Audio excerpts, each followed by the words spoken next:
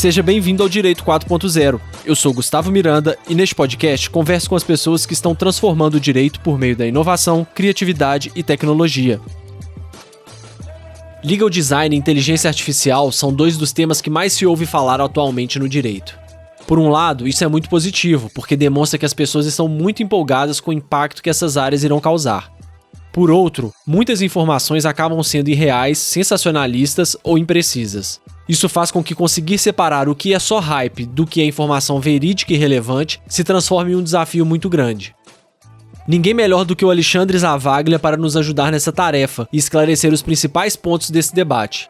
Nós vamos conversar sobre como o legal design é muito mais amplo e complexo do que se pensa, o que é privacy by design, a importância dos dados para o direito, por que a inteligência artificial ainda não é uma inteligência, como a inovação não está necessariamente ligada à tecnologia, como a comunicação jurídica vai ser uma das coisas que mais vai mudar nos próximos anos e muito mais. O Alexandre é um dos pioneiros no Brasil no uso de técnicas de legal design e de ciências de dados na área do direito. Ele é membro da Comissão de Proteção de Dados da OAB Federal, presidente da Comissão de Direito, Inovação e Tecnologia do IASP, diretor da Legal Score, fundador da Vila Visual Law Studio e consultor de diversas startups de tecnologia. Além disso, ele é professor e autor de conteúdos ligados ao direito e tecnologia. Para você não perder nenhum dos nossos próximos episódios, siga o Direito 4.0 no seu player favorito, siga o nosso Instagram, que é @Direito 4.0 Podcast, e também estamos no LinkedIn. É só procurar Direito 4.0 Podcast. Beleza? Vamos nessa? Alexandre, seja bem-vindo ao Direito 4.0. Hoje muito se fala em legal design, realmente a gente está vendo que o legal design ele veio para ficar no direito, né? E você foi um dos pioneiros aí nessa área, inclusive a trazer essa expressão para o Brasil, né? Pelo menos de uma forma mais organizada e com um conteúdo mais robusto. E o que eu tenho percebido hoje, eu queria ouvir sua opinião um pouco sobre isso, é que as pessoas estão misturando muito as coisas. Tá se falando muito em legal design, misturando com visual law, e eu vejo que tá ficando um conteúdo assim muito raso, em que as pessoas estão focando muito na questão de vender coisas sobre legal design, mas na prática eu acho que tá ficando um pouco a desejar para o direito como um todo, com exceção de algumas poucas pessoas. Qual que é a sua visão sobre isso? E às vezes até um pouco antes para contextualizar, o que é o legal design mesmo, para a gente poder entender melhor essa questão? Tudo bem, Gustavo? Primeiro, um grande prazer aí, parabéns pelo trabalho que você está fazendo, que justamente o que a gente precisa nesses momentos aí de grandes transformações é de formação das pessoas, né, de uma comunicação correta sobre os conceitos que estão existindo. Tem muita palavra nova, muita expressão nova, tem coisas que são passageiras, outras que não são, né? E justamente trazer a informação correta, e dessa maneira como você está fazendo, é um grande serviço aí para a nossa comunidade jurídica e também de todas as outras áreas, né? Então a gente começou a estudar essa questão do legal design, da influência do design no direito desde 2016, né? Viajando para fora e estudando alguns laboratórios do mundo, na Finlândia, né, na universidade lá de Helsinki, que é uma das pioneiras nesse assunto, também lá o Legal Design Lab de Stanford, que é um ambiente onde já tem uma área específica, né, sobre esse assunto, e toda uma publicação de casos e de conceitos, né, de um livro, que tem por exemplo, dos livros abertos que são clássicos aí do tema, que é o Law by Design, da professora Margaret Hagan. Então, a gente tem aí ambientes que já estão estudando isso, e justamente, né, há uma certa confusão, por exemplo, que legal design é o design thinking no direito, que não é isso, né, design thinking, agile e várias outras são metodologias, né, e o design está muito ligado a como resolver um problema. Está ligado só a essa questão visual ou de uma metodologia, né? Justamente como é que a gente entende a funcionalidade, o caminho, né? Quais são as ferramentas e como é que a gente integra as pessoas e as visões numa jornada de solução de problemas, né? Então, o design sempre, né, seja por qualquer das metodologias, começa pela observação. Porque a gente precisa primeiro observar o problema, observar um comportamento, para depois organizar as informações, os dados, né? E depois pensar na etapa seguinte qual é a solução. Então a gente tem design e assim legal design, né? Para rever processos, para design de produtos, de novos serviços, né? E na última camada, o design da informação, que é o visual, que é o que nós vamos falar um pouco, né? Como é que a gente vem da ciência de dados, do uso de inteligência artificial, de automação, até o visual law, que é uma jornada, nada disso existe sozinho, cada um, né, faz parte de uma etapa desse caminho de design. Então, o legal design, a gente começa pela observação, e no nosso caso, né, a observação, na grande maioria dos casos, está num documento, está no papel, né? Ou está no processo judicial, ou está no contrato, né, ou está no comportamento aí de uma plataforma de acordo, ou de uma plataforma de automação de documentos. Então, a gente tem que, primeiro, tratar essa informação, organizar essa informação, né? Depois a gente usa algumas técnicas de BI, de Business Intelligence, que é cruzar dado para realmente organizar. Então a gente tem até uma metáfora aí, uma brincadeira que a gente usa faz tempo, né, que uma das coisas que a gente está ajudando a criar é uma radiologia do direito. Porque se a gente olhar a medicina, né, o médico não vai simplesmente operar uma pessoa, abre lá a pessoa na mesa de operação e fala, não, eu tenho 30 anos de experiência, eu sei como fazer, eu vou abrir e na hora eu vou decidir aí o que eu vou fazer. Lógico que quanto mais experiência, mais ele vai acertar, mas é muito melhor se ele puder ter um exame, saber exatamente qual é o problema, onde está, né, para fazer essa operação no lugar certo. Então, com a digitalização, especialmente dos processos judiciais, dos contratos, de todos esses documentos, a gente ganhou a possibilidade de ler e organizar essas informações. Por isso que a gente tem ajudado a criar uma espécie de radiologia do direito, para primeiro a gente vai lá, tira foto, né, pega a imagem, organiza essas informações, e aí que a gente tem utilizado técnicas de inteligência artificial e automação, porque normalmente, né, essa informação, se a gente for buscar no judiciário, por exemplo, o erro médico, vai estar escrito lá ação indenizatória. Então, as informações, como elas estão colocadas nos sistemas, né, de forma semi-estruturada, elas não permitem essa organização. Então, a gente primeiro tem um trabalho muito grande de pegar essas informações, tratar, organizar, criar o que a gente chama, né, numa mesma taxonomia, que é colocar todas as palavras da mesma maneira. Isso é um trabalho constante e é cultural, porque quanto mais a gente, né, o que é comum aí do ser humano? Você tem 10 campos num sistema, você vai lá, só preenche 10, e os 10 você preencheu, você coloca SP, outro São Paulo, outro S.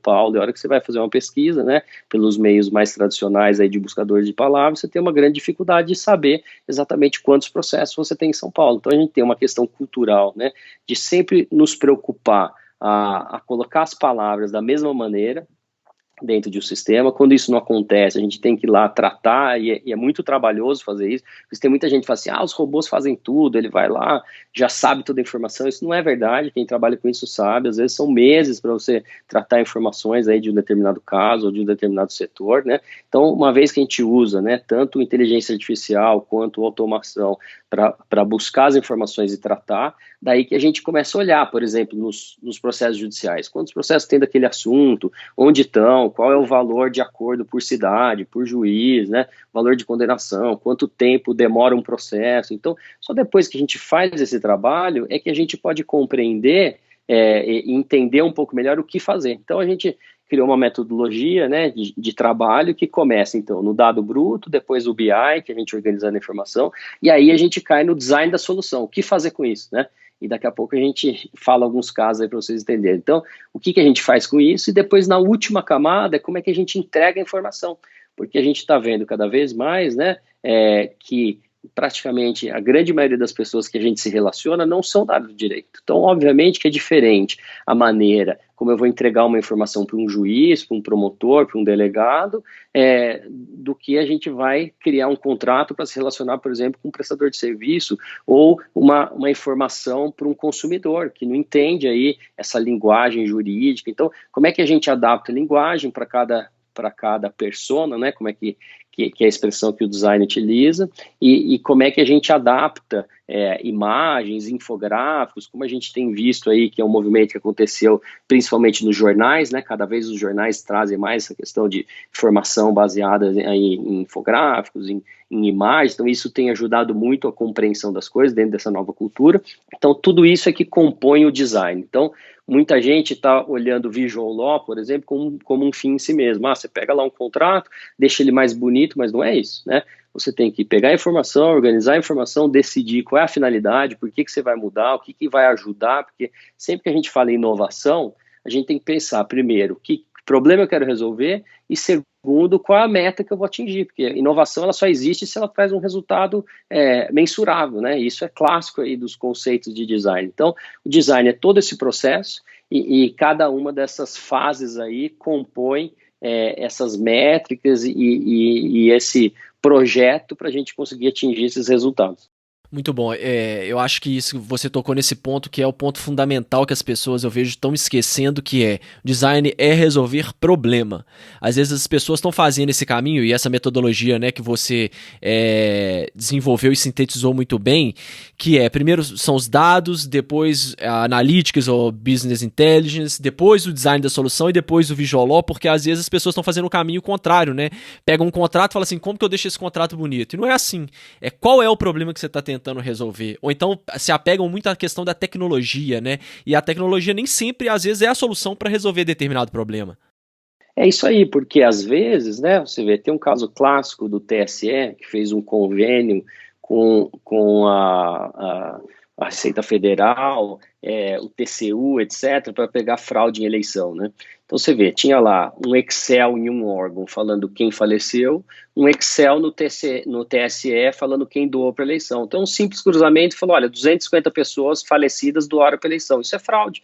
Isso foi feito com um simples Excel. Então a ciência de dados também não está necessariamente ligada a tecnologias de ponta. É lógico que a tecnologia vai ajudar cada vez mais, porque a quantidade de informações é gigantesca. E aí que entram essas técnicas mais avançadas, né, de leitura do chamado Big Data, que são quantidades enormes aí de informação. Mas nem sempre a tecnologia de ponta é necessária. Por isso que a gente tem que primeiro delimitar o problema, quais são as fontes, o que a gente quer resolver, né? E tem uma outra coisa, sempre quando se começou a falar de organizar dados, começou a jurimetria, até por um trabalho do Marcelo Guedes Nunes, da BJ, fantástico, aí foi um dos grandes pioneiros do Brasil desse assunto, e aí todo mundo só falava de jurimetria, que realmente é muito importante, mas aí o que a gente teve a oportunidade de criar lá em 2017 foi o primeiro curso de ciência de dados aplicado ao direito, para mostrar que, na verdade, a jurimetria é uma das espécies do gênero, né, ciência de dados, e que a ciência de dados ela é mais ampla no sentido de que fazer uma plataforma de contratos, automatizar nessas tarefas é importante, mas é muito importante também, depois de um tempo que está lá cheio de informação, entender quem faz mais que cláusula é mais utilizada, que cláusula deu problema na justiça, né? Então você tem todo um ambiente de dados para você organizar e melhorar cada vez mais aquelas tarefas.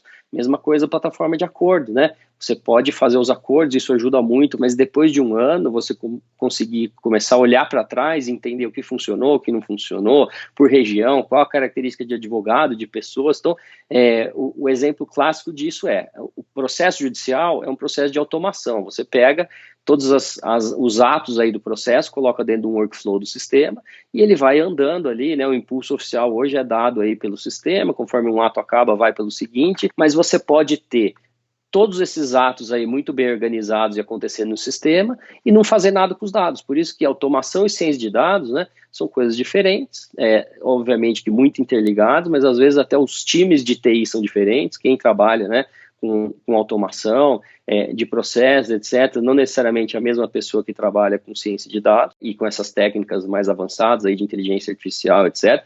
Então a gente tem automação de processos e tem a ciência de dados para tratar a informação e realimentar a automação, melhorando cada vez mais, né, otimizando essas questões. E outro exemplo muito legal do que você está falando, que inovação nem sempre está ligada aí à tecnologia, é o próprio Visual Law. Porque a cultura do mundo está mudando, né? As informações são em tempo real, mais rápidas, no celular, de uma maneira que a pessoa consegue compreender, né? Então, até por uma questão cultural, não é nem se a gente aceita isso, ou quer isso ou não, mas a cultura do mundo está mudando nesse sentido. Então, o direito também tem que se adaptar, obviamente que sem perder aí os seus requisitos formais, sem perder a sua linguagem, mas ele tem que se adaptar conforme a efetividade de cada tipo de comunicação, né? Então, a comunicação jurídica vai ser uma das coisas que mais vai mudar nos próximos anos, especialmente quando a gente precisa se relacionar com quem não é da área do direito, né? Por isso que o Visual Law, como uma área do legal design. Então, muitos também ficam discutindo se é legal design, se é visual law. O visual law é uma sub-área do legal design. O legal design, se vocês entrarem lá no site de Stanford, né, que explica muito bem essas questões, tem lá, dentro do legal design, né, o design de processos, o acesso à justiça, que não necessariamente aí é acesso ao judiciário, mas é acesso ao seu direito, o visual law, que é como entregar essa informação, e a educação aí baseada em design também, né? Então, o visual law como uma sub-área aí do legal design, já tem em várias universidades áreas destinadas a estudar essa questão. Então, Yale já tem, Stanford já tem, Cornell, várias universidades, porque se entendeu que tão importante quanto resolver o problema é como é que a gente vai se comunicar com as pessoas para trazer mais efetividade para essa questão. Num exemplo simples, né? Então, primeiro, a gente precisa entender que num contrato de compra e venda de imóveis, as pessoas estão com muita dúvida sobre distrato, por exemplo, e acabam pegando aquelas 50 páginas, ficam inseguras e não assinam, não compram o imóvel. Então, qual é o problema? Que a gente precisa entender olhando o dado para trás. Olha, de verdade, as pessoas não estão assinando por conta do distrato. Vamos colocar essa situação hipotética, certo? Uhum. Então, se a gente não vê o dado, nós vamos tentar resolver um problema que não existe. Então, a gente precisa primeiro entender e falar, olha, realmente, identificamos, o problema está aí. Então, a partir disso, nós temos que criar um contrato em que explique por meio de um infográfico, por meio de imagens, né, de uma forma mais lúdica, como é que é a lei do distrato, quais as obrigações, deveres, né, quais os direitos aí da pessoa, e com isso a gente traz mais efetividade, que é a pessoa assinar o contrato, porque ela se sentir mais segura e assinar. Então, a gente começa na observação, entende qual é o problema e depois como é que a gente vai resolver esse problema. Então, como a gente falou, dentro desse caminho, e não necessariamente a tecnologia está ligada aí em todos os pontos, né? Inovação e tecnologia são coisas também diferentes, apesar de, na grande maioria do tempo, estarem interligadas. Muito legal. E a gente apesar de a gente não ter essa consciência, né? Nós do direito, intuitivamente, a gente tem muito essa adaptabilidade com os dados, né? E eu acho que vai ser uma tendência cada vez maior. A gente está acostumado a mexer com esse volume de dados e verificar os dados para tomar determinadas decisões. Até agora a gente está no meio aí do isolamento, né, do coronavírus, e muitas pessoas estão sendo obrigadas a se adaptarem em razão dessa situação toda. Muitas pessoas estão com home office e aí tem que administrar outras centenas de pessoas que estão em suas casas e tudo mais. Mas a todo momento a gente está vendo dados. A quantidade de pessoas no mundo está assim, gráficos, a gente está sendo exposto cada vez mais aos dados para tomada de decisão e para consciência. E isso também tem refletido no direito, como você muito bem disse, né? A gente passar a tomar as decisões não só pelo achismo, ou igual você mencionou, o simples fato de um contrato ter ali um problema, tá, mas você chegou e verificou com os usuários daquele contrato qual realmente é o problema, ou você tá achando que esse é um problema, né? Esse também é um movimento muito legal que o legal design faz, que as pessoas às vezes não têm consciência, de olhar pro todo. E não só, como que eu deixo esse contrato bonito aqui? Vamos olhar os dados, né? O trabalho sujo que você disse aí, vamos chamar assim, de pegar essa massa de dados, analisar, criar uma inteligência para isso ficar inteligível para as pessoas que estão lá na ponta. Mas de nada isso adianta se não for resolver o problema delas, né? Não é simplesmente pegar isso aqui porque tá na moda e fazer um curso e mostrar um contrato bonitinho para o cliente, né? É um problema muito mais amplo do que isso. É isso aí, por isso que a gente tem, né, dentro dessas questões, algumas características. A primeira é essa, não dá para a gente começar a discutir o que a gente vai fazer se a gente não tem a radiologia do problema, certo? Porque aí você está indo no achismo, ou você está às vezes indo no caminho que você imagina que vai resolver um problema e não necessariamente existe um problema ali, como você muito bem colocou, né? Então, essa é uma característica. Agora a gente tem tecnologia e veja, por que isso está acontecendo em todos os setores da economia, né? Que é chamado o movimento data-driven, que é tomada de decisão a partir de dados, né? Direcionada por dados. Porque as técnicas de inteligência artificial ou de organização de dados, né, nessa quantidade massiva de informação, elas passaram a ter uma capacidade muito ampliada a partir de 2016, né, que começou ali os buscadores, redes sociais, depois música, filme, né, 2016 para 2017 a tecnologia começou a ter custo mais barato de armazenamento, uma dizer, capacidade computacional muito ampliada, né? E caiu também a barreira de inovação, porque hoje você cria lá um aplicativo, sobe numa store aí do Android ou da Apple, etc.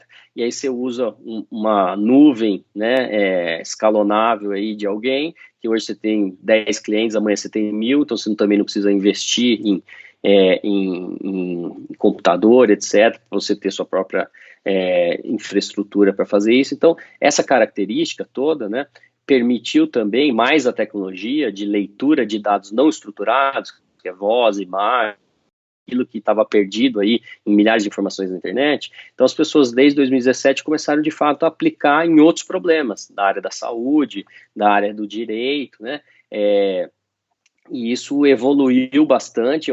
Obviamente que a gente ainda está no começo desse processo, porque muita gente também tentou, poucas pessoas de fato conseguiram gerar resultado com essas situações, né?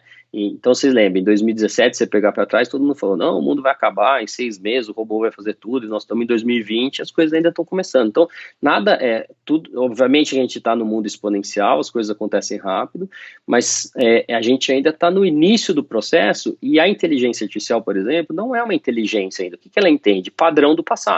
Então ela vai tratar a informação, entender como é que a gente se comportou no passado e vai sugerir para a gente qual é um caminho aí para a solução desse problema. Então vamos pegar na medicina, né, essa questão que fala, o robô já faz diagnóstico de câncer. Não é assim, você tem que ter um ser humano para pegar milhares de imagens e falar, olha, essa aqui tem câncer, essa aqui não tem, essa imagem aqui corresponde a isso. Então você tem um tempo gigante aí de treinamento dessa tecnologia, uma vez que ela vai entendendo, vai melhorando com o tempo, aí você joga uma quantidade maior e ela vai falar, olha, de tudo que eu li aqui, isso aqui está em determinado padrão, então provavelmente isso aqui é câncer e a sugestão é que seja essa doença e o tratamento dessa maneira, tendo em vista tudo que aconteceu até agora e deu resultado. Então, a inteligência artificial ela não pensa, ela, na verdade, entende padrão e sugere um plano de ação baseado no que aconteceu no passado. Então, no direito também, muita gente fala, o robô já sabe qual a sua chance de ganhar ou perder, ou vai decidir no lugar do juiz. Isso não é verdade. O que a tecnologia está fazendo para a gente é justamente ajudando a gente a tratar a informação.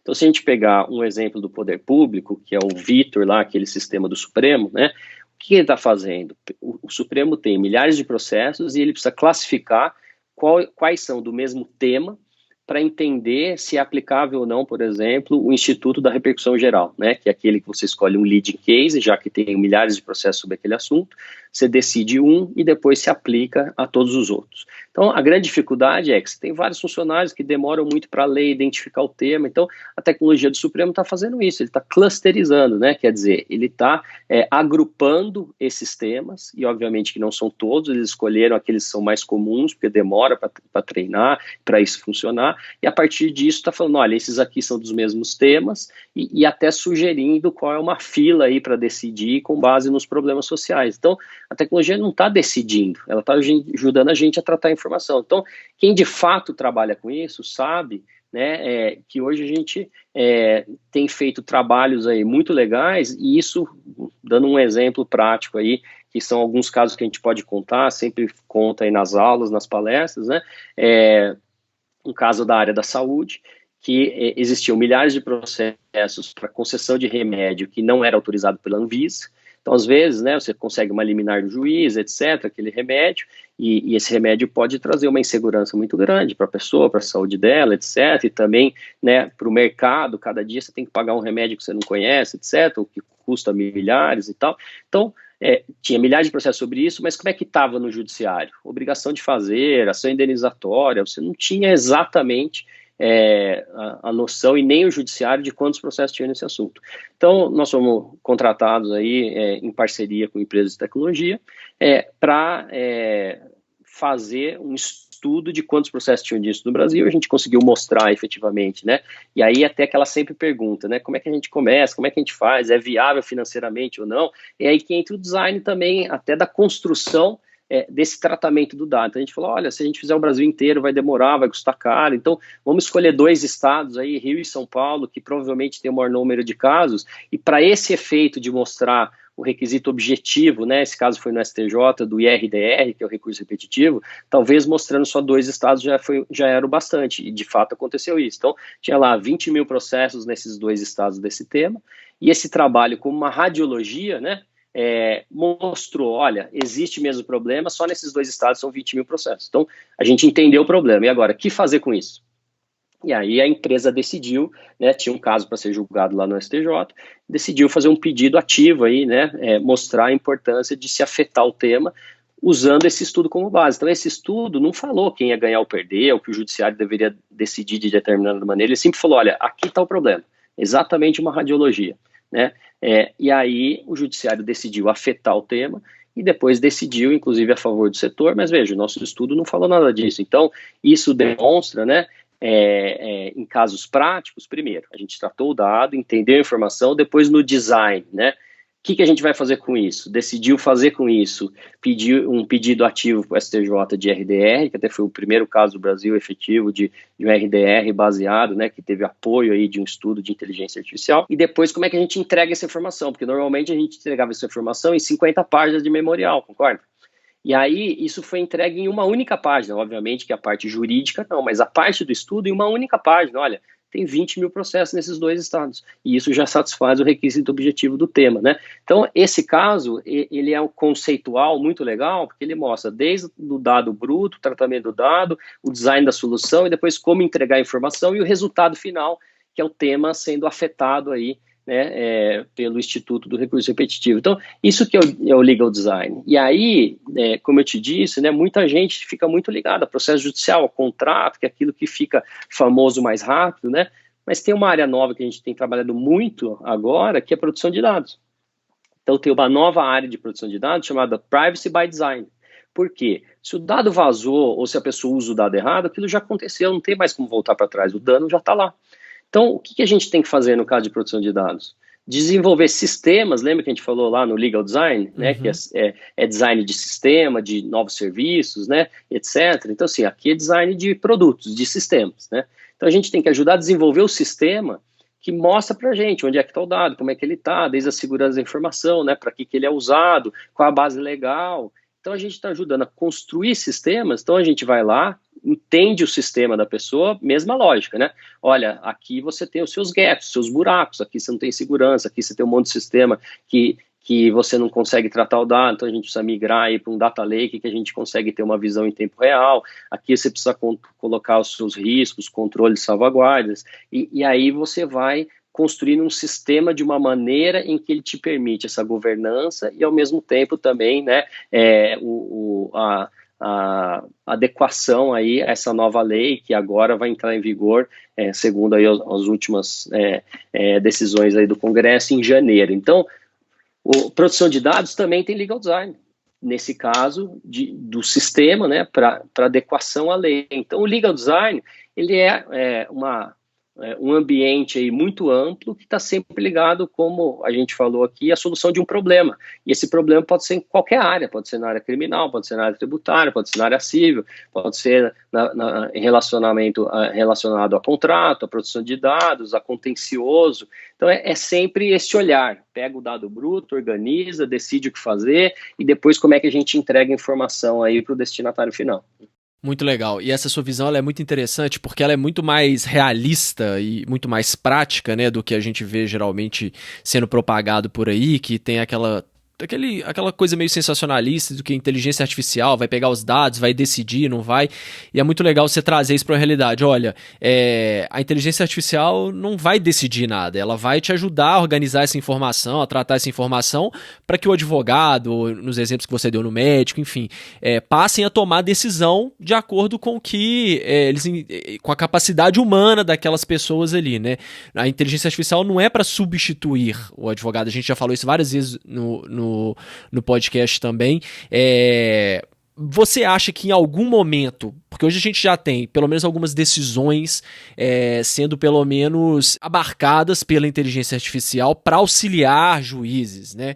Você acha que em algum momento isso aí vai virar a chave e a inteligência artificial, a gente vai conseguir com que ela realmente tome a decisão, ou vai ser sempre esse processo de treinamento da inteligência artificial pelo profissional para adequar a visão do profissional, ela mais como um instrumento auxiliar do profissional do que uma coisa autônoma que vai sair por aí decidindo por si só?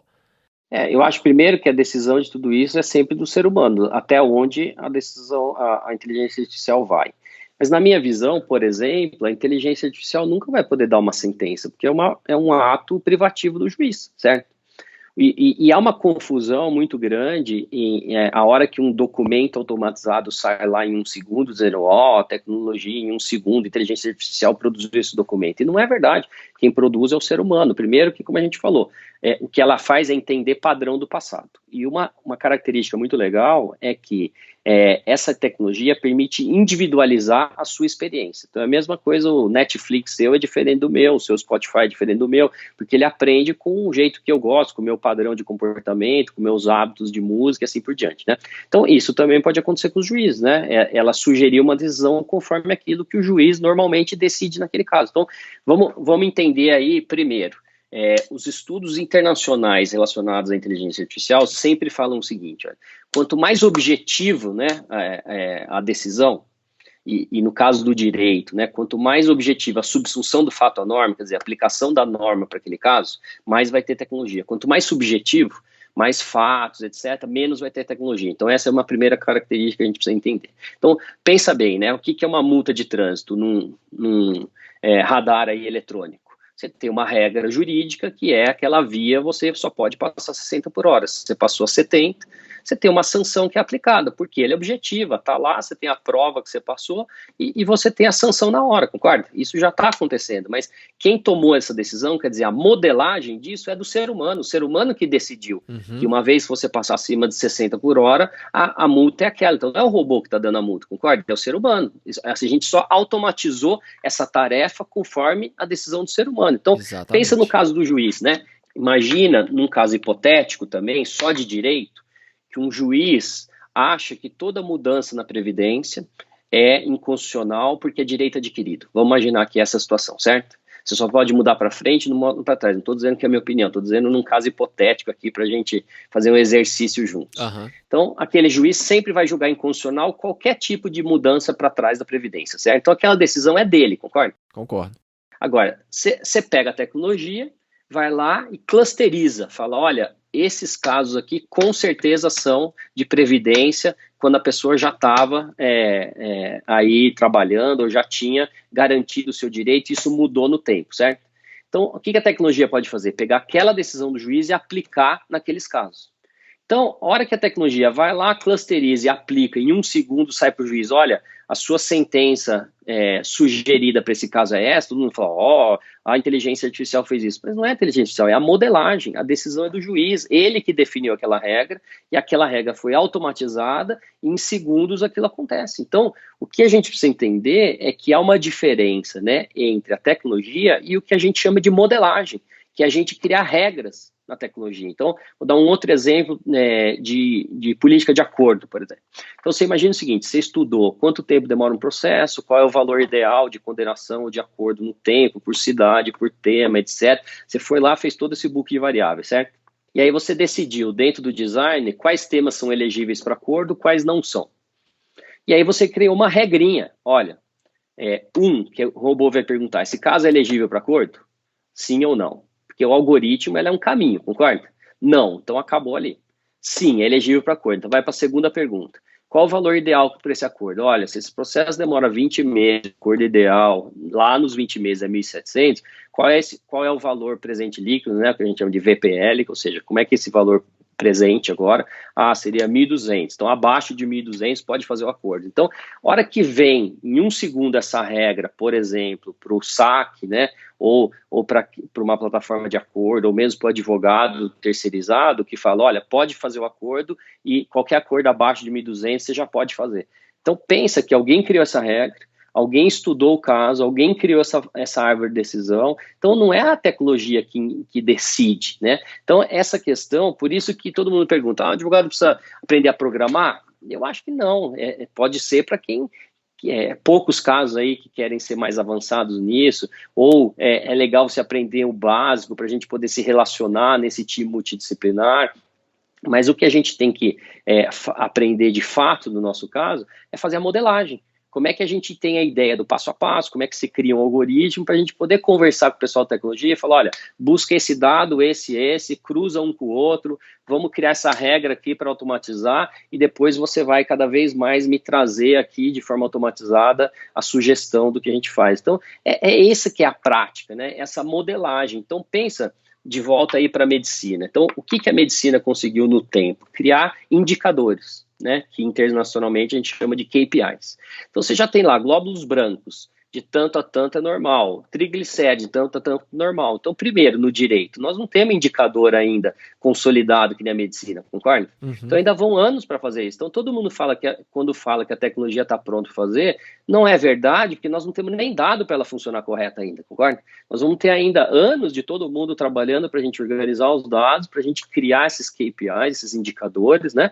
Para depois, na modelagem da medicina, poder falar, olha, esse, se tiver fora, é tal doença. Esse com esse é outra doença e outro remédio. Então, você começa a entender as correlações e aí criar uma modelagem para quando a gente faz lá um exame, né, nossa clínica de radiologia, além da imagem já vem, olha, provavelmente você tem tal doença, você vai conversar com o seu médico, mas nós estamos sugerindo aí tal situação, porque já se entende aí as correlações entre um dado e outro, aquilo que a gente chama de outliers, né, o que está fora aí do normal e como é que esses fora do normal se relacionam um com o outro e com a sugestão de plano de ação em cima deles, né? Então a gente tem um caminho muito longo ainda de organização de dados, de indicadores e tem uma tarefa humana que é a mais legal que eu acho, que é onde eu tenho nos últimos 5 anos aí investido bastante, que é essa questão da modelagem, que é como é que a gente entende o problema e como é que a gente cria as regras para a gente colocar isso no sistema. Eu acho que produção de dados é um exemplo muito legal para isso. Tem um professor fundador lá do Codex de Stanford, que é o professor Joshua Walker, que tem um livro chamado On Legal AI. Inclusive, eu tive o privilégio de ser convidado por ele para ser responsável pela edição brasileira aqui, que vai sair em agosto, né, desse livro. Muito legal. E aí ele fala o seguinte, né, como é que nós vamos codificar o direito? Essa é uma ideia muito legal. E produção de dados é isso, porque veja só, se a gente fala, olha, o marketing só pode ver o e-mail da pessoa, não pode ver o CPF, e ela só pode usar para uma propaganda se tiver o consentimento. Então essa é uma regra, concorda? Uhum. A outra o financeiro pode olhar o CNPJ, porque ele vai emitir a nota fiscal, mas ele não pode usar o e-mail para nenhuma outra atividade que não seja a nota fiscal, e a base legal disso aqui é uma obrigação legal que é emitir a nota fiscal, certo? Então você entendeu a base legal da propaganda e o que ele pode ver e usar, e você definiu a base legal do financeiro, o que ele pode ver e usar. E aí você coloca essa regra no sistema.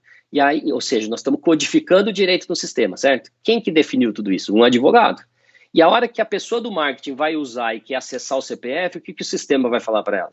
Não, você não pode acessar porque a base legal sua não permite nem a finalidade que você vai usar. Então, se a gente não criar essa regra e colocar no sistema, e o cara puder acessar o CPF e usar de forma errada, o dano está feito. Por isso que é o privacy by design. Então, a gente tem que entender quais são os problemas, quais são os procedimentos, quem pode fazer o quê, e aí o advogado vai dizer qual é a regra jurídica, qual é a modelagem do sistema para o que cada um pode fazer e codificar isso no sistema.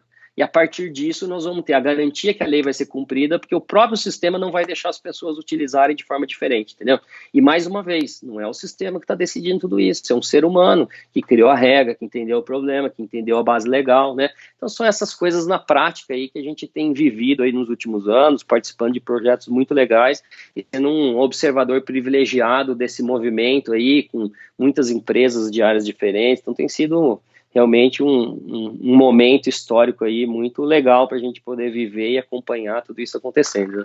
Com certeza. Me veio até enquanto você estava falando nisso, uma coisa que eu nunca tinha nem pensado. Diante desse cenário, né, de que, na verdade, o que a gente verifica que é um fluxo, basicamente, né, de um caminho que é trilhado, e aí o sistema vai identificando se determinada regra foi cumprida ou não para poder passar para a próxima regra, né? Você já viu alguma coisa a respeito de leis auto-aplicáveis? Porque dependendo da matéria, vamos supor, a gente está com a LGPD aí, né, na porta, determinado assunto que ele for só jurídico, para verificar alguma situação muito específica só de direito, daria para a lei também ter um algoritmo, ter uma inteligência artificial de uma lei, que simplesmente você vai e coloca aquela lei como um sistema dentro do seu escritório, da sua empresa, roda aquela lei, e aí fala assim, não, você descumpriu o artigo tal, por isso, isso, isso. Você já viu alguma coisa? Existe algum estudo sobre isso ou não? Existe, mas aí que tá, né? Por isso que não é uma lei auto-aplicável, é você que interpretou a lei e colocou a sua modelagem ali, e isso casa com aquilo que eu falei, que quanto mais objetiva a norma, né, mais você pode automatizar aquela tarefa, certo? Então vamos dar um seguinte exemplo, né? Pega num condomínio que você tem uma regra lá na sua convenção de condomínio, que o cachorro só pode andar na coleira, certo? Uhum. E aí você tem uma câmera inteligente que vai lá, toda vez que o cachorro não está na coleira, porque essa câmera já existe, né? Ela tira uma foto e internamente no sistema ela diz, olha, está aqui comprovado que ele está sem coleira, conforme a regra tal da convenção de condomínio é a multa, e já manda no e-mail do cara a multa. Então, no final, né, não é que a lei ela é auto-aplicável, a lei é a lei. O que você está fazendo é automatizando, né, os passos para que, ao invés de alguém ver, tirar uma foto, ir lá, né, você pegar na mão, fazer um e-mail, mandar para a pessoa com a multa, você está automatizando aquela tarefa, né? E isso tem já acontecido bastante, mas como eu te disse, né? No final, é uma automação. Quem cria essa receita do bolo, que é esse passo a passo, é um ser humano que vai lá, entende essa regra, entende o passo a passo, escreve isso, dá na mão de um programador que vai colocar isso num sistema, certo? E na grande maioria das vezes, né? Você sempre vai precisar de uma pessoa para validar. Então, por exemplo, na convenção de condomínio, quem pode dar a multa é o síndico, por exemplo, certo? Então, essa lei ela não vai poder ser auto-aplicável no sentido de acontecer tudo isso e já mandar no e-mail do cara. Ela vai ter que mandar no e-mail do síndico, o síndico vai ler, conferir e vai dar ok, entendeu? Assinar aquilo, e aí vai para a pessoa. Então, a grande tendência do mundo, por isso que todas essas regras também, tem toda uma discussão hoje de auditabilidade de algoritmo, de explicação de algoritmo, de questões éticas, né, etc., né? As tendências mundiais são no sentido da supervisão humana, que a tecnologia ela não pode acontecer sem supervisão humana, né? Então, todos esses processos, além de ser construído pelos seres humanos, o ideal é que tenha alguém na ponta para ler, validar e depois realizar aquele ato, né? Agora, algo que não é necessariamente uma lei, mas que já tem acontecido de forma automatizada na área de marketing, só para dar um exemplo, porque as áreas são diferentes, mas a lógica é exatamente a mesma em todas as áreas, né? Então, você imagina o seguinte, por que o marketing avançou bastante? Você imagina que você colocou 20% do seu orçamento no Google, 20% no Facebook e assim por diante em outras vias, certo? Aí você, que ser humano, cria uma regrinha, olha, eu consigo ver de que lugar que veio o meu lead, né, quer dizer, o meu cliente novo, e eu posso criar uma regra que é o seguinte, se algum lugar não veio, eu vou diminuir 20% e vou aumentar 10% e vou aumentar 10% em quem trouxe mais clientes, certo? Então, isso aconteceu, você leu, e aí no mês seguinte você já autoriza o financeiro automaticamente a colocar 30% em um e 10% do outro. Então, mas volto a dizer, tudo isso é uma regra humana. Você está automatizando algo que é um comportamento que você estudou, que você criou um caminho e que a partir dali você toma uma decisão e quanto mais objetiva, mais você permite que aquilo aconteça de forma automática, mas sempre você vai ter o ser humano ajudando a construir aquela questão e o ideal é que o ser humano também vá validar, né, nessa supervisão, porque o que a gente tem visto, né, um caso clássico no final do ano passado, que a Apple soltou um cartão de crédito que deu mais limite para o homem do que para a mulher, e isso gerou um problema reputacional para a Apple aí no mundo inteiro, né, quem pesquisar aí vai ver essa notícia, né, porque não houve um balanceamento da base de dados, tinha mais dado de homem, né, assinando contratos aí de residência ou de automóvel do que mulheres. Então não foi nem uma questão de gênero, foi uma questão de quantidade de dados. Então agora a gente vai ter que tomar um cuidado muito grande, né? Porque se a gente já percebeu que o robô sugere ou ajuda na decisão conforme o dado que ele tem ali, porque ele só replica o passado, ele não pensa, né? Se o dado do passado tem viés, por exemplo, né? Ou se ele não está balanceado, ou se ele tem algum tipo de discriminação, ele vai replicar isso no futuro.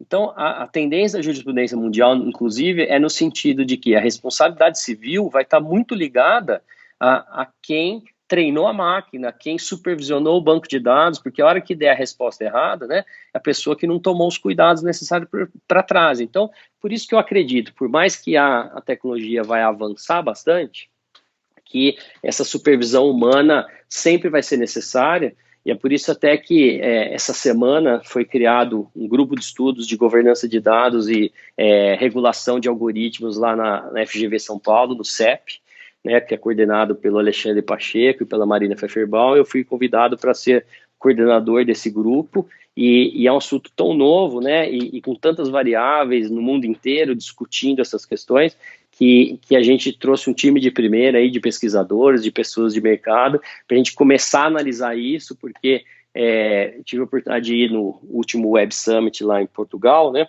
E a discussão lá era justamente o seguinte: a inteligência artificial até hoje está errando nossa música e nosso próximo filme. Daqui a pouco, né? Já está errando o nosso score de crédito, se a gente vai ter uma vaga no hospital ou não, se a gente vai ser contratado ou não. Então, a discussão é justamente em 2 ou 3 anos, essa questão não só de que dado está guardado, como é que está guardado, mas principalmente como é que ele é usado, para quê, que dado, que score que as pessoas têm de você, né, vai ser o grande problema do mundo. Então a gente já está olhando 2, 3 anos na frente, e a gente está começando a estudar do mesmo jeito que a gente começou aí há 5 anos atrás, estudar ciência de dados, inteligência artificial, alguns anos aí também legal design, visual law, agora começando a estudar essa questão da explicação do algoritmo, que é para onde as coisas vão começar a ir relacionadas ao direito também, né?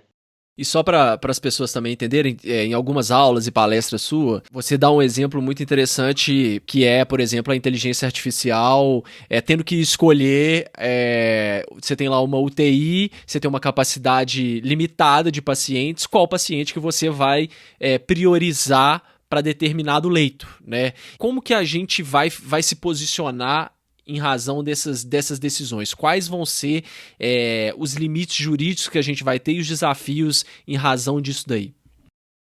Então, o artigo 20 da nossa LGPD, né, e assim o correspondente lá na GDPR europeia, em outros países também, ele criou esse direito à explicação. Toda vez que há automação nesse processo de decisão, você tem direito de saber como ele aconteceu, qual é a modelagem, quais são os dados utilizados, né? Então, ainda não existem parâmetros mundiais, é isso que a gente vai estudar nesse grupo de estudos aí na GV. E aí as discussões são justamente, quanto mais, né, o algoritmo é do poder público, tem que ter mais transparência. Quando é do setor privado, como é que você cria o balanço entre o segredo de negócios e a auditabilidade e essa transparência aí do algoritmo, né? Então, são os pontos principais que a gente está estudando.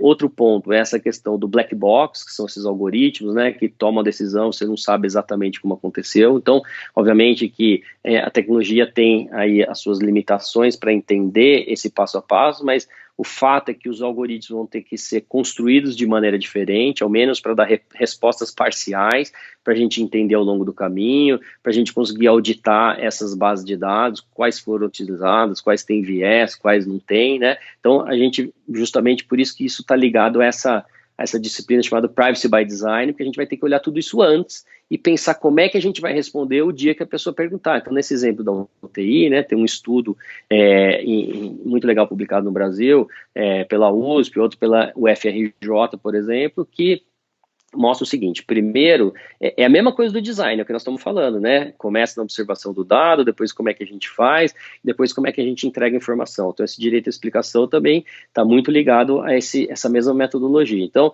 você vai lá, primeiro, e estuda o book de variáveis. Então, uma pessoa foi e estudou todas as doenças, todas as regiões, todas as idades, e chegou a partir disso, aí você cai no BI, algumas conclusões, de uma forma bem sintética e simples aqui, dizendo, olha, esse grupo de doenças, a pessoa em média fica 5 dias na UTI. Esse grupo de doenças, a pessoa fica 100 dias na UTI. Então, uma vez que você entendeu o dado e o book de variáveis, cai o design da solução, certo?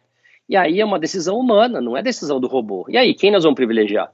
Aí você tem que, muitas vezes, né, tem se discutido a necessidade, especialmente na área da saúde, da criação de um comitê de ética de algoritmo, porque você também decidir sozinho aí, como é que vai ser, né? Você tem que ter um grupo, estudar, etc., assim como acontece já na ética de pesquisa na área da saúde. Então, vamos imaginar que esse grupo decidiu privilegiar as doenças em que as pessoas ficam 5 dias na UTI, com a justificativa de dizer, olha, se a gente escolher isso aqui, nós só vamos 100 pessoas, se a gente escolher isso aqui, nós só vamos 10 pessoas.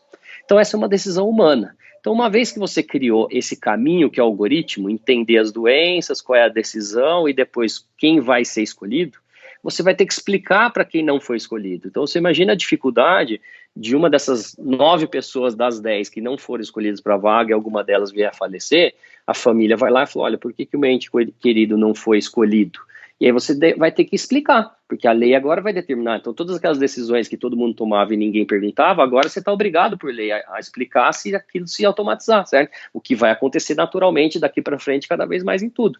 Então, você vai ter que falar, olha, aqui está o book de variáveis, aqui estão os motivos aí que a gente entendeu das diferenças das doenças, aí nós caímos no nosso comitê de ética que votou dessa maneira. Então, por mais difícil que seja te explicar e você entender, infelizmente a decisão foi essa, mas esse foi o caminho da nossa explicação. Então, se a gente também não criar esse caminho no tempo, por isso que são funções novas também para os advogados, ao mesmo tempo que muita gente fala, mas isso aí vai acabar com o direito e tal, o que a gente tem visto, na verdade, são oportunidades gigantescas de trabalhos novos, né, para a gente ajudar, por exemplo, na área de produção de dados, não só o contencioso que vai acontecer por isso, mas esse processo de adequação e também toda essa área que é que eu tenho mais trabalhado, que é ajudar a criar sistemas dessa maneira, ajudar o algoritmo a ser ético, essas preocupações éticas, balanceamento de dados, como é que a gente vai criar aí a explicação, como é que a gente vai construir essa modelagem, a regra do algoritmo, respeitando todos esses passos éticos e reputacionais, etc., e depois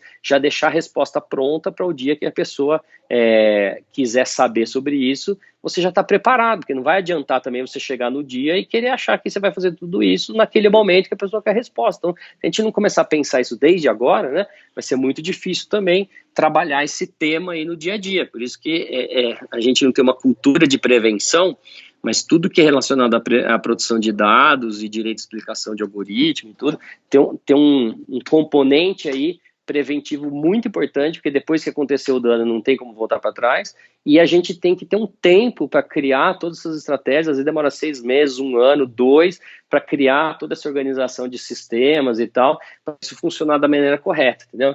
Então é assim que a gente tem visto, é um projeto e a gente tem que pensar muito antes aí como vai fazer, e os impactos maiores aí disso, né, no curto prazo, vão ser, obviamente, a área da saúde, o setor financeiro, por causa do credit score, né, e o varejo aí, todas as empresas que se relacionam aí com grande massa de consumidores vão ter uma exposição de risco maior aí nesse relacionamento, vamos dizer, nesses questionamentos acerca aí das decisões e como seus dados são utilizados.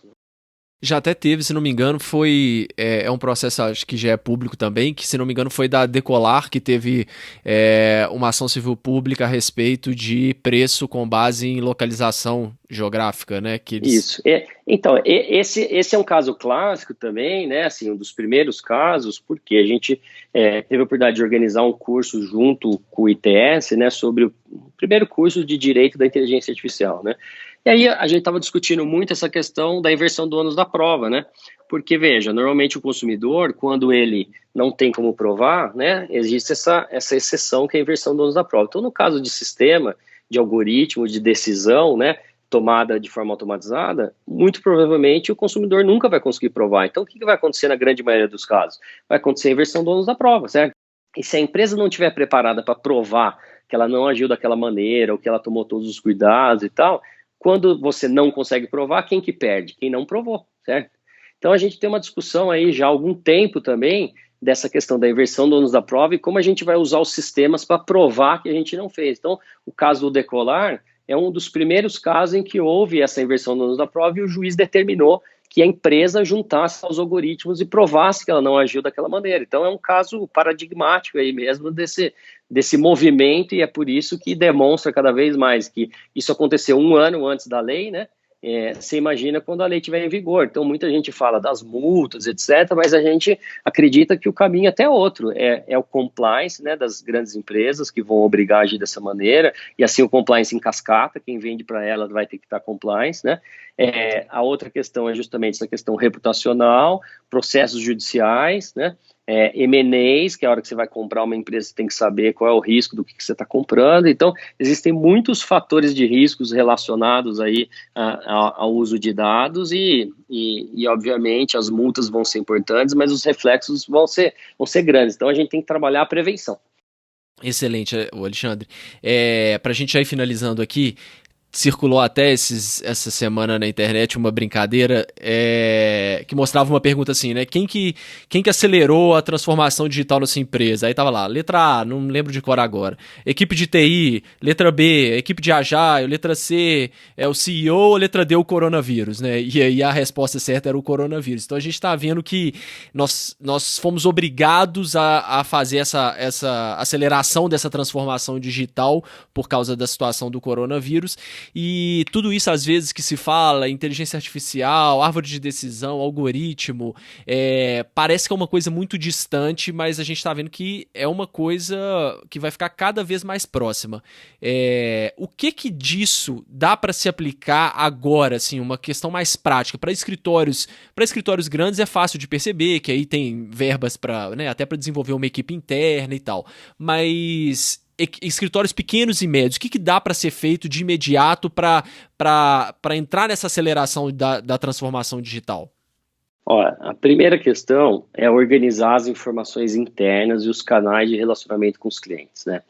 Então, tem um tipo de sistema que é o ERP, que é o sistema de gestão interna. Gestão de processos, gestão de tarefas. Então, obviamente que se você primeiro tem que escolher um centro de informação, porque normalmente você tem vários sistemas ou vários computadores, cada um com uma parte. Então, a primeira coisa que a gente tem que entender é que para tudo isso funcionar, a gente tem que ter um único centro de informação.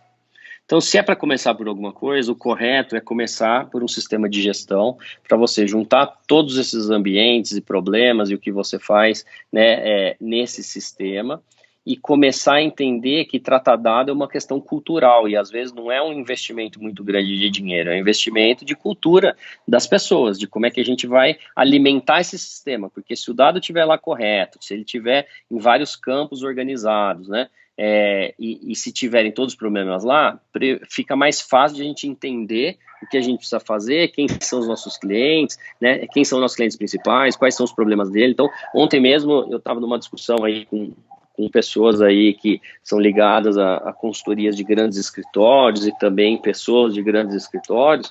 Então, a gente estava dizendo que nesse momento, né, muito mais do que olhar para novos clientes, o que os escritórios deveriam fazer é quais oportunidades nos próprios clientes. Então, vamos entender realmente a carteira daquela pessoa, onde estão as oportunidades de ganho de performance, né?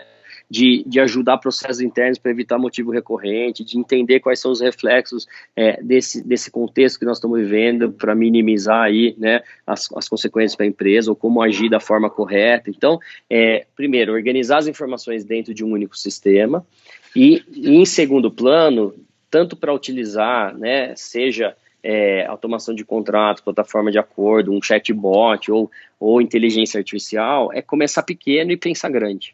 Então, o que a gente tem que fazer é aquilo que a gente falou, inovação tem que trazer resultado, não adianta a inovação ser boa ideia, ou aquilo que a gente acha que dá resultado. Então, a gente tem que escolhe um projeto pequeno, dá resultado no curto prazo, entrega, e aí tem sempre aquela discussão, né?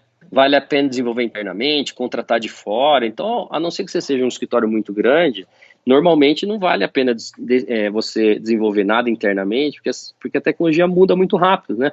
E você não vai conseguir ter time para organizar e fazer essa, vamos dizer, essa adaptação da tecnologia para cada momento. E o que a gente vê é que tem hoje, né, já fornecedores de todo tipo. Nós temos muitas startups aí com grandes resultados e ferramentas. Quando eu comecei a fazer os primeiros projetos lá de inteligência artificial há 5 anos atrás, custava milhões um projeto, que hoje já são bastante acessíveis, e hoje a gente já tem bases até com assinaturas mensais aí, muito acessíveis à grande maioria dos escritórios, em que você já consegue fazer pesquisas avançadas aí pagando uma mensalidade, né? Então, é preciso também entender no mercado quais são essas empresas, o que elas estão oferecendo, né? A partir do momento que você decidiu o projeto. Então, olha, eu sou um escritório mais consultivo, então uma plataforma de automação de contrato para mim vai trazer mais resultado. Não, eu sou um escritório de massa, então entender os dados de processo para mim vai trazer mais resultado. Então aquilo que a gente falou do design, não adianta sair fazendo. Primeiro você tem que olhar para dentro, organizar suas informações, entender os seus clientes, entender que tipo de ferramenta efetivamente pode ajudar no meu dia a dia. Esse é o passo. Aí você escolhe esse caminho, pega um projeto, um cliente, entende, organiza, investe menos, traz resultados, e isso naturalmente vai ampliar a cultura, vai ampliar o orçamento, e na grande maioria das vezes, né, não é um grande investimento do escritório, às vezes isso pode fazer em cima do projeto da empresa, quer dizer, você vai lá, entende qual é o custo de uma startup, por exemplo, né? E aí coloca o custo do escritório mais o custo da startup e oferece para o seu cliente a solução integrada. Então, você vai gastar aquela tecnologia se o seu cliente contratar esse serviço de você. Então, tem várias formas aí, né? Bastante criativas e viáveis, que a gente tem visto os escritórios aplicar bastante. Então, o grande segredo é isso. Pensa grande, mas começa pequeno e pensa realmente antes de começar a fazer o que realmente vai trazer resultado para o seu cliente, o que é relevante para o seu escritório. Eu acho que essas são algumas dicas aí, né, em poucas palavras, que podem fazer as pessoas começarem a efetivamente ampliar a tecnologia e um foco muito grande agora nesse relacionamento com o cliente. Então, essas plataformas, né, que permitem um relacionamento direto, o atendimento dos clientes, que vão ser aí muito relevantes nesse momento em que os clientes precisam de proximidade, precisam aí dos escritórios, né, ajudando, as empresas também, os departamentos jurídicos aí precisando trazer resultados aí para a companhia, para o board, né, então está no momento em que a comunicação, né, ágil, por isso que tratar a informação vai ser sempre cada vez mais relevante, porque com a informação tratada a gente tem informação em tempo real e sabe o que fazer. Então, o coronavírus tem mostrado para a gente nesse sentido, né? Todo dia, todo mundo recebe aí todos os estudos de cada país, como está acontecendo. Então, quais tratamentos estão dando certo. Então, tudo isso, né? A tomada de decisão é baseada em dados. Então, o direito a gente precisa entender. Se a gente não organiza o dado, se a gente não organiza a informação, não tem como a gente tomar decisões aí corretas ou que efetivamente vão trazer resultados. Então, esse é o ambiente que a gente precisa se organizar e foco número 1 no cliente, no relacionamento com o cliente, com essa chamada experiência do cliente, que é realmente o que vai fazer diferença nesse momento.